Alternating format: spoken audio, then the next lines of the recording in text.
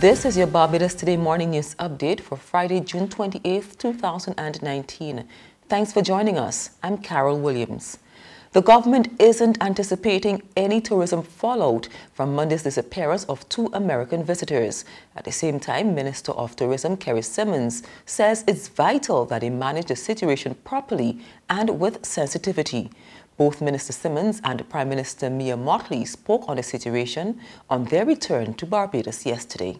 I don't think the mere disappearance of the tourists would have a negative impact. I think the issue really is how we manage the situation, how we project to the world that we are managing the situation. And that is why it was a very important thing to return today to demonstrate to all of the press who are on island, as I understand it, that there is someone taking charge and that the government is very conscious of the situation and doing all within its power to rectify, if possible, the circumstances.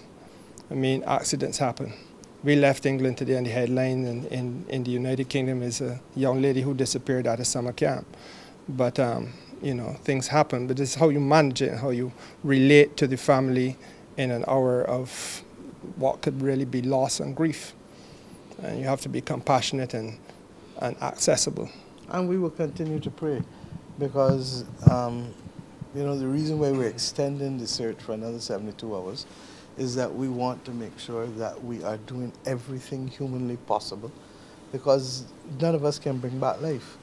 And if they are there and they are still capable of being found, then we must do everything possible to find them, as they have been doing for the last 72 hours.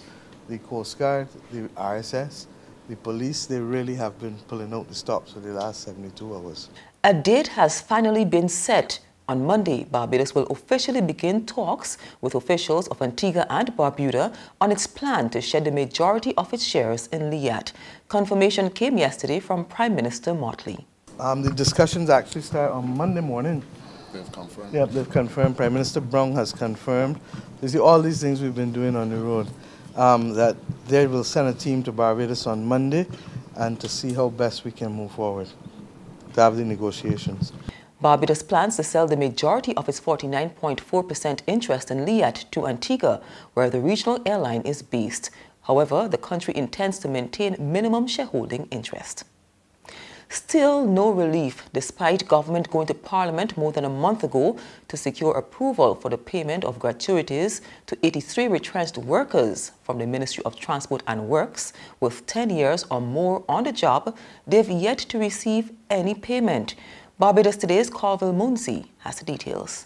The MTW workers were sent home last September as a result of job cuts under the Barbados Economic Recovery and Transformation BERT program, and their unemployment benefits from the National Insurance Scheme had run out since March. They tell Barbados Today they've been given the runaround as to the reasons for the delay, and with bills piling up, they're very frustrated. Deputy General Secretary of the National Union of Public Workers, Wayne Waldron, says they too had had difficulty getting answers. We don't know the tangible way of dealing with this patriotic type payments. And then we understand there's a process of going to the Auditor General, back to the Treasury. And then most likely, I understand it may have to go to the Governor General, even though it's an advance, so we're really not sure what it would necessarily. But that's our understanding, that it may have to go the full route of when you're processing the pensionable benefits. This is Colville Munzi reporting for Barbados Today.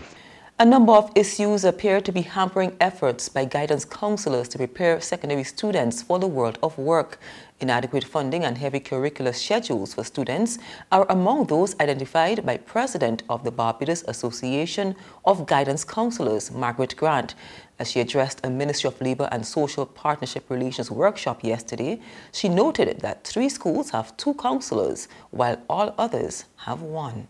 What we're finding in Barbados now is that many companies are organizing commercial cases, and therefore our students are able to go out and do these things. But when this happens, you'll find that only a select number of students can go, and not only that, sometimes the students that you really want to go, who might be more senior students, they can't go because of the intense programs that they have. And when I say intense, it is really intense. Because when you make to a form, you have to experience and something you have, and which will be the continuous assessment.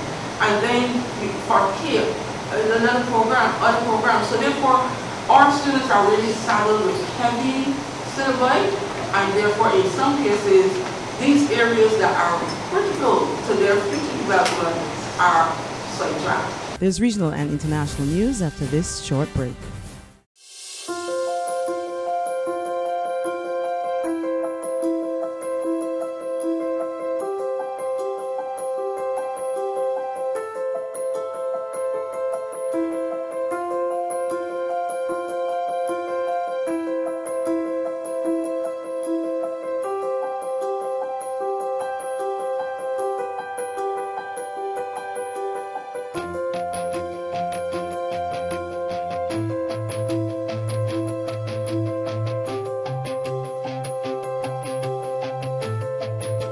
Barbados Today, news you can trust.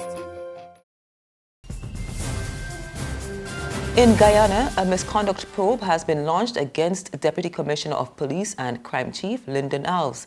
He has been sent on administrative leave pending the outcome of the investigation. Meantime, the Public Security Minister has expressed confidence in the agency carrying out the probe. We get the details from HGP TV News. The Police's Office of Professional Responsibility on Monday issued Crime Chief and Deputy Commissioner of Police Lyndon Alves with a letter informing him that he should proceed on administrative leave pending the outcome of an investigation. The Crime Chief will remain off the job until the OPR completes its investigation into the allegations leveled against him and several other senior members of the force following reports of corruption from whistleblowers.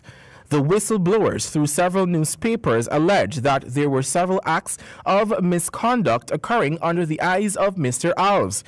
On Wednesday, Public Security Minister Kemraj Ramjatan withheld his personal opinion on the matter of alleged police misconduct, something which he constantly speaks against when engaging public forums or the media. Indeed, there is an investigation going on involving the crime chief that the OPR is conducting, and the operational head of the police force, that is the Commissioner of Police, would have asked that he be temporarily removed, as is normal when investigations this serious are being conducted. And finally, President Donald Trump's former campaign chairman, Paul Manafort, yesterday pleaded not guilty to state charges of carrying out a multi-million-dollar mortgage fraud scheme in New York. The 70-year-old is already serving a 7.5 years prison sentence for misleading the U.S. government about his lucrative foreign lobbying work, hiding millions of dollars from tax authorities, and encouraging witnesses to lie on his behalf. This is an indictment that Cy Vance, the DA in Manhattan, should not have had to bring. In the normal course of business, this would have just been a two-and-done, in this case, federal indictment. But Vance had to bring these charges in an effort to fend off the threat of a pardon by the president. So now he's having his perp walk through the courthouse to make the point that the state is here and that they're here for a reason with these charges. And that's news, but for the very latest, visit our website at www.barbadostoday.bb. You can also subscribe to our e-paper, email updates, or like us on Facebook. And sign up for our breaking news alerts via WhatsApp. We're also on Izumi Media in bus terminals, as well as screenplay at supermarkets and gas stations near you. You can also hear us on Mix 96.9 FM and Capital Media HD 99.3 FM. I'm Carol Williams. Have a good day.